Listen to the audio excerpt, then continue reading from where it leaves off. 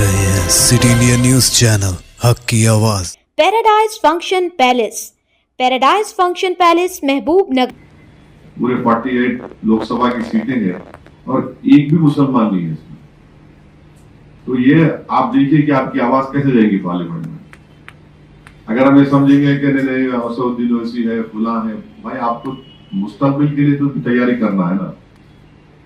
आप कर्नाटका में आखिरी मर्तबा एक एमपी जीते थे 2004 में। 9 का पार्लियामेंट इलेक्शन हो गया, 14 का हो गया, 19 का हो गया, 24 का हो गया। गुजरात में तो 40 साल से मुस्लिम एमपी जीता। अभी चिलिया कम्युनिटी के जिम्मेदार बैठे यहाँ पर। 40 साल से कोई नहीं जीता। आखिरी बार अहमद भाई पटेल जीते 84 में। राजस्थान में कोई मुसलमान एमपी नहीं है, मध्य प्रदेश में नहीं है। अच्छा, जितने ये 24 जीत कर आए, इसमें से सिर्फ 2 एमपीज की कामयाबी सेकुलरिज्म की जो बोलते हैं उसकी कामयाबी बोल सकते हैं। एक तो डीएमके ने एक मुस्लिम लीग के एमपी को तमिलनाडु से कामयाब किया, वहां पर सिर्फ मेरे ख्याल से 20% मुसलमान, और एक हमारे अंसारी साहब गाजीपुर से, जहां पर सिर्फ 10% मुसलमान है। तो जितने भी हम लोग जीत कर आए बशमूल मेरे, वहां पर उन पार्लियामेंट हल्कों जीत कर आए जहां पर मुसलमान 30%, 35% ज्यादा है। तो इसमें इनका क्या रोल है, ये पार्टी का क्या रोल है? आप अपनी कामयाबी दिखाइए जिताकर। पहले टिकट नहीं देते, अब जीतेंगे कैसा? आप टिकट देंगे तो इलेक्शन लड़ेंगे ना। तो ये बहुत बड़ा मसला है। इसके लिए हमको एक लाहेमंद ये तय करना है कि हमको आप टिकट दो। अगर आप नहीं देंगे तो फिर आपको उसका खमियाजा भुगतना पड़ेगा। तो ये सिर्फ 2014 से नहीं शुरू हुआ। ये मौलाना अबुल कलाम आजाद रहमतुल्लाह अलैह को बोले आप जाके रामपुर से लड़ो, तो मौलाना बोले कि भाई मैं मुजाहिद आजादी हूं, मैं जेलों को गया हूं। तो बोले नहीं, आपको रामपुर से लड़ना पड़ेगा। क्यों रामपुर लड़ना पड़ेगा? क्योंकि ज्यादा मुसलमान थे वहां पे। तो ये बीमारी उस जमाने की है, ये बीमारी अभी की नहीं है, तारीख है।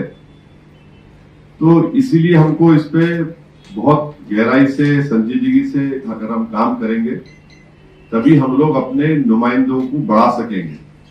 वरना हम लोग खुश हो जाते हैं, हमारा कॉर्पोरेटर जीत गया, हमारा सरपंच जीत गया, हमारा वो जीत गया। हमारा असल कानून बनता विधानसभा में, पार्लियामेंट में, और वहां पर आपको हम जैसा दूसरे समाज के लोग जीत कर आ रहे, मुस्लिम समाज भी जीत कर आ रहा है। इसमें कोई फिरका परस्ती की बात नहीं है। ये जब सब समाज का जीत कर आ रहे तो हम क्यों नहीं जीत सकते भाई?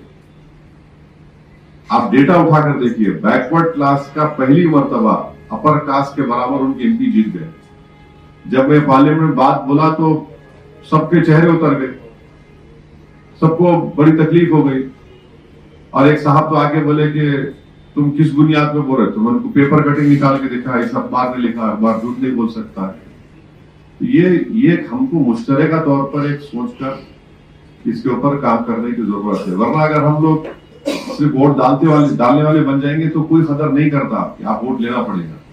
अब जैसा आपका कोई कैंडिडेट खड़ा हो गया, पहले तो आप दिमाग से बात निकाल दीजिए कि खाली वही पार्टी हमको जिता सकती है, आपको वही पार्टी नहीं जिता सकती। आपको वो पुरानी कहानी है, 40 साल पुरानी कहानी, अभी नहीं चलने वाली आज के जमाने में। वो पुरानी पार्टी बहुत पुरानी है, ठीक है, अच्छा है, मगर अभी आपको हालात को देखकर आपको अच्छे सही फैसले लेना पड़ेगा।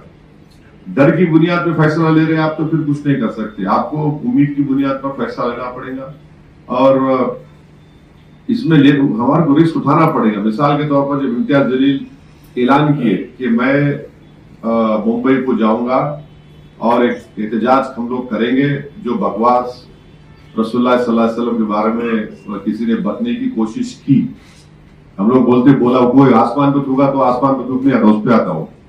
तो सब लोग बोले क्या कर रहे हैं, क्यों कर रहे हैं? फसाद हो जाएगा। पहली चीज फसाद हो जाएगा, लोग मर जाएंगे। वो बात पुरानी हो गई। तो आप अगर प्रोटेस्ट को छोड़ देंगे तो फिर आपकी अहमियत क्या होगी? तो हम लोग रिस्क लिए, हम बोले नहीं, हम ऐलान करें। इम्तियाज जलील को बोला कि नहीं, अब ऐलान हो गया, हम लोग करेंगे। बहुत से लोग दबाव डाले। हिंदुस्तान की एक बहुत बड़ी शख्सियतें हैं जिनका मैं बड़ा एहतराम करता हूँ, उनको अपनी आंखों में सर पर रखता हूँ, वो भी उनसे ही फोन कराए। तो मैं उनको बोला कि हज़रत, जो लोग आपको फोन कर रहे आप उनसे पूछ लीजिए कि वो करें, हम उनके पीछे करने तैयार हैं। तो हजरत हंस दिए, बोले वो कैसा करेंगे वो लोग, बोला फिर हम कर लेते। मगर ये रिस्क जो है ना, जिंदगी में जब तक रिस्क नहीं उठाए आप, अल्लाह पे तवक्कल नहीं करे, ये कोई चीज हासिल होने वाली नहीं है। वरना तो ऐसे ही होगा, फिर 40 साल के बाद फिर हम लोग सब मर जाएंगे, कोई और बैठ के यही बात करेगा। अभी से अगर हमको माहौल को संभलना है, संभालना है, समझना है, कुछ हासिल करना है, तो हमको अब वोट लेने वाला बनना पड़ेगा। आप वोट नहीं लेंगे, आपसे बोलेंगे नहीं इलेक्शन आया, वो क्या करेंगे, हमारे पास ऑप्शन नहीं है, हमारे पास कोई नहीं है, तो ऐसा ही होगा। उनको कोई फिक्र नहीं है। आखिर बात आपको बोल रहा हूं कि 2019 में जब यूएपीए का कानून बीजेपी और उसमें तरमीम करके बहुत सख्त कर दी उसको, तो उस कानून की तायीद लोकसभा में किसने की, आप लोगों को मालूम? किसी को मालूम उस कानून की तायीद बीजेपी के साथ किसने की? कांग्रेस ने। अब उसी कानून के तहत दिल्ली में जब CAA का प्रोटेस्ट हुआ, उस कानून के तहत 5-5 साल से बच्चे सड़ रहे जेल में, और उसमें एक बच्ची भी है, उसमें 2 बच्चियां हैं जो 4 साल से जेल में। अब इसका क्या बोलेंगे आप? मैं खड़े होकर तकरीर बोला कि क्या कर रहे तुम लोग ये? तो ये उनको मालूम कि इलेक्शन आएगा तो ये कम्युनिटी इनको बोलो देखो उनको हराना है, बस उनके पास एक जादू है, कौन सा वजीफा है नहीं मालूम, कब वजीफे का असर खत्म होगा नहीं मालूम, उनको हराना है, बोल दो हम लोग आम अन्ना सद्दार नाम तैयार है। वो ऐसा तो नहीं होगा, फिर और कानून बनेगा। तो ये इन चीजों पर सबको, हमको, आपको सोचकर एक लाहेमल तय करना है, और तभी तो हमारी लीडरशिप डेवलप होगी। लीडरशिप डेवलप होगी तो फिर कोई आपकी आवाज बनेगा, कोई आपके लड़ेगा, कोई बोलेगा आपके लिए, वरना तो फिर ऐसा ही अब ट्रिपल तलाक का कानून बन रहा था। मरहूम मौलाना असराउल्लाह कासमी साहब रहमतुल्लाह अलैह दारुल देवबंद के ना सिर्फ पढ़े हुए बल्कि शुरा के मेंबर है, आप जानते होंगे। मौलाना पार्लियामेंट को नहीं आए जब पहला मर्तबा बिल पेश हो रहा था, बाद में मौलाना बोले कि मेरी पार्टी मेरे को बोली मत बोलो। अरे भाई, एक आलिम दीन नहीं बोलेगा ट्रिपल तलाक पे, तो कैसुद्दीन जैसा अनपढ़ बोलेगा? भूखे बोले नहीं दिए बेचारे, नहीं बोले।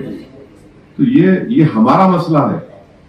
हम ये नहीं बोल सकते कि ये कर रहे हैं, ये हमको सुधारना है। इस मर्ज का इलाज हमको करना है, दूसरा नहीं करने वाला इस मर्ज का इलाज। इतना ही लड़े और उसमें गई नहीं। मगर ये होता क्या ना कि जीते तो वो बहुत बड़ा लीडर जिता दिया, हारे तो मुसलमान हरा दिया, हमारा वोट डिवाइड हो गया। ये अजीब बात है। ये क्यों आप हमको बोलते हैं? भाई आप हार रहे हैं अपनी आबाई जगह से, उसमें हम थे भी नहीं। मेरे पास इतना इल्म भी नहीं है कि मैं अपने मौकिलों को भिजा सकूं, वहां पे जाके बोल सकूं कि उसकी हरा क्या हो। अरे ऐसा है भी नहीं मेरे पास, गुनाहगार आदमी हूं। तो हर चीज का इल्जाम मेरे सर पे डाल देना तो बहुत आसान है। तो ये तो गलत बात है ना। आप पहले राजस्थान में आप टिकट नहीं देते किसी को भी, महाराष्ट्र में नहीं देते किसी को, मध्य प्रदेश में नहीं देते, गुजरात में तो भूल ही जाए। गुजरात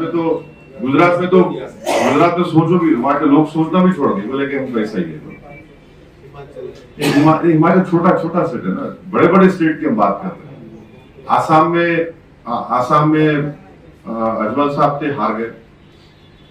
तो ये चीजें हैं। तो हम तो मेरे पे इल्जाम लगाना बहुत आसान है। अब आंध्रा क्यों नहीं गए? आंध्रा में हमारा यूनिट स्ट्रांग